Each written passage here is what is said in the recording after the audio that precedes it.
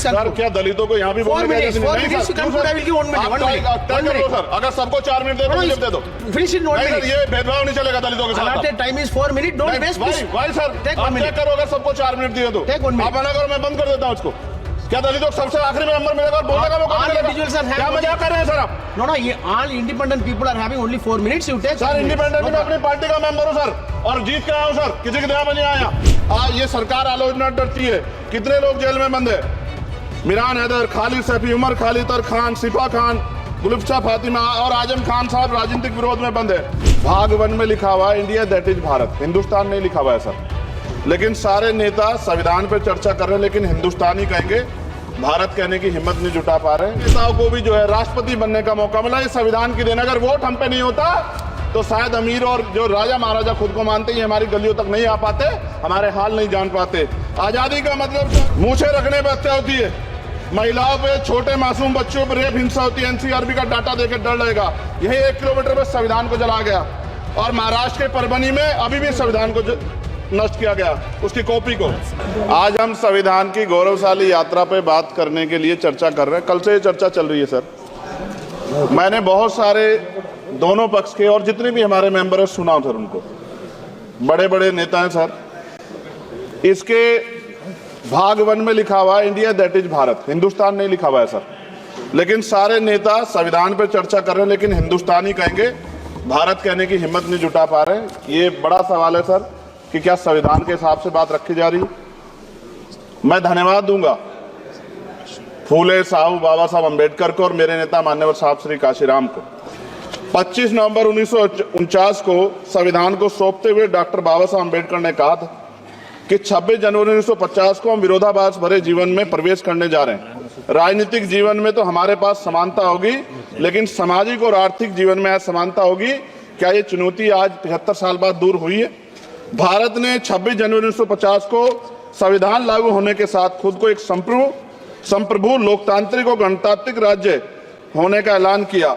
लेकिन सर उस समय संविधान की स्थिति ये थी कि जैसे गांव का कोई आदमी, मैं 50 की बात कर रहा हूं, वो 50 साल पहले शहर में आ जाता और बड़े लोगों की महफिल में चला जाता, उस जहां वो खाना खा रहे हो, और वो टेबल पे नैपकिन को खा के जो है ये कहता कि ये तो फीका, क्योंकि वो जानता ही नहीं था, वो समझता नहीं था संविधान को, संविधान है क्या। संविधान उसके लिए महज दस्तावेज था। ये जिम्मेदारी थी राजनीतिक दलों पे कि वो संविधान को व्यवहार में लेके आते, और इसके इतने सारे आर्टिकल हैं, अगर इनको व्यवहार में लाया जाता तो मुझे लगता कि आज देश बहुत बदल गया होता।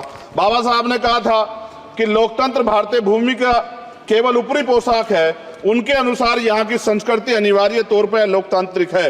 भारत जैसे गरीब और गैर बराबरी वाले देश में संविधान के जरिए छुआछूत खत्म करना, वंचितों के लिए सकारात्मक उपाय करना, सभी वयस्कों के लिए मतदान का अधिकार देना और सबके लिए सम्मान अधिकार तय करना, ये बहुत बड़ी उपलब्धि थी सर। ये संविधान है कि आप वहां बैठे हैं और मैं यहाँ खड़ा होकर अपनी बात रख रहा हूं, और इस देश में आदिवासी महिला के तौर पे जो है राष्ट्रपति बनी है, और प्राइम मिनिस्टर तो नहीं बना, लेकिन शेड्यूल कास्ट के बड़े नेताओं को भी जो है राष्ट्रपति बनने का मौका मिला। इस संविधान की देन। अगर वोट हम पे नहीं होता तो शायद अमीर और जो राजा महाराजा खुद को मानते हैं हमारी गलियों तक नहीं आ पाते, हमारे हाल नहीं जान पाते। आजादी का मतलब सर सिर्फ अधिकार पाना भर नहीं है, इसके लिए हमारे संविधान में सरकार और नागरिकों के अधिकारों के साथ साथ उनके कर्तव्यों का विस्तार से उल्लेख किया गया है। बाबा साहब ने संविधान सभा में दिए गए भाषण में कहा था कि स्वतंत्रता आनंद का विषय है, पर अब हमें अपनी जिम्मेदारियों पर भी ध्यान देना होगा। संविधान ने सुनिश्चित किया कि रानी के पेट से राजा जन्म नहीं लेगा, वोट से नेता तैयार होगा। आर्थिक बराबरी के लिए सरकार क्या कर रही है? गरीब और गरीब हो रहा है, अमीर और अमीर हो रहा है। सुबह उठते कहीं बम की धमकी मिलती, कहीं दंगे की। ये अमृत काल है सर या धमकी काल है? कितना बढ़ रहा है? आर्टिकल 15 सर, भारत में आज भी घोड़ी चढ़नी बैठती होती है। सर क्या दलितों को यहाँ भी बोलने का सर, अगर सबको 4 मिनट दे दो ये भेदभाव नहीं चलेगा दलितों के साथ। Time is 4 minute, don't waste भाई सर आप चेक करो, अगर सबको 4 मिनट दिए तो आप मना करो, मैं बंद कर देता हूँ उसको। क्या दलितों को सबसे आखिरी में नंबर मिलेगा और बोलने का मौका मिलेगा?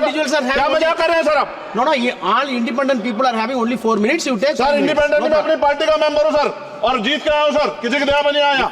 Take 1 minute and finish sir. कल भी बोले तो एक दलीय पार्टी के लोग, आप मौका दो सर। मूछे रखने पर हत्या होती है, महिलाओं पे, छोटे मासूम बच्चों पर रेप हिंसा होती है। एनसीआरबी का डाटा देकर डर लगेगा। यही 1 किलोमीटर में संविधान को जला गया। और महाराष्ट्र के परभनी में अभी भी संविधान को नष्ट किया गया, उसकी कॉपी को। आर्टिकल 25-26 में संविधान में सभी को धार्मिक आजादी, कहाँ है दलितों की, मुसलमानों की, जैनों की, बौद्धों की, ईसाइयों की। छत्तीसगढ़ में सतनामी समाज को संविधान की अपनी धार्मिक आजादी के आधार पर जो है उनको अपमानित करके जेल में बंद कर दिया। संभल, अजमेर, अयोध्या सब इसका उदाहरण है। आज ये सरकार आलोचना डरती है। कितने लोग जेल में बंद है?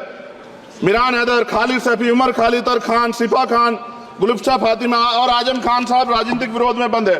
सरकार यहाँ बैठी है, सरकार सामाजिक न्याय की बात करती है। बताए कितने दलित मुख्यमंत्री बना रखे हैं आपने? 13 ज्यादा सरकार स्टेट में सरकार है। कितनी महिला मुख्यमंत्री है? आपकी सरकार ने सुप्रीम कोर्ट के आदेश के बाद रिजर्वेशन प्रमोशन में जारी नहीं किया। और ओबीसी को पॉलिटिकल रिजर्वेशन आप देंगे नहीं देंगे, आप बताने का काम करें। मैं 75 साल की गौरव यात्रा में हम एक सभ्य समाज नहीं बना पाए, इसलिए जाति आधार पर SC ST OBC के बच्चों को प्राइमरी स्कूल से लेकर उच्च संस्थानों में भेदभाव किया जाता है। सरकार निरंकुश हो गई, कोई बुलडोजर से कार्रवाई करता है। कल मंत्री जी ने कहा हमने राष्ट्रीय पिछड़ा वर्ग आयोग बनाया, 69 शिक्षक भर्ती में उसकी सिफारिशों को नहीं माना। EWS के जरिए आपने संविधान पे, आरक्षण के प्रावधान पे हमला किया। 1 मिनट में खत्म कर रहा हूं सर। संविधान सर, न्यायपालिका में आर्टिकल 124 ये कहता है सर, ये अधिकार जो है। Sanjay sir ji please conclude sir 1 minute में प्लीज संविधान में न्यायाधीशों की नियुक्ति का अधिकार राष्ट्रपति के द्वारा होना चाहिए, अभी तक नहीं हो रही है।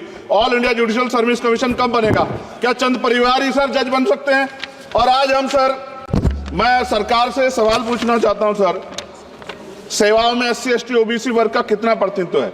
भारत सरकार के मंत्रालयों के अधीन PSU में, बैंकों, बीमा कंपनियों में और स्वच्छता संस्थानों में आउटसोर्स तथा कॉन्ट्रैक्ट पर वर्तमान कार्यरत कर्मचारी कुल कितनी संख्या है? आउटसोर्स और कॉन्ट्रैक्ट में कार्यबल SC ST OBC कितना प्रतिशत है? निजी क्षेत्रों में कार्यरत कर्मचारी उनके SC ST OBC की वर्ग लाभ। सर खत्म कर, लास्ट पॉइंट सर, मैं फिर स्पष्ट तौर पर कह रहा हूं सर, यहां बैठे SC और OBC के मेंबर से कह रहा हूं सर, उनको सामाजिक जिम्मेदारी का ध्यान भी रखना चाहिए। पार्टी के प्रति वफादारी के साथ साथ अपने वर्गों के प्रति ईमानदारी भी रखनी चाहिए। ईमानदारी नहीं होगी तो इन वर्गों का भला नहीं हो सकता, और हमें बहुत सरकारों से उम्मीद नहीं है। बहुत बहुत धन्यवाद सर। Thank you.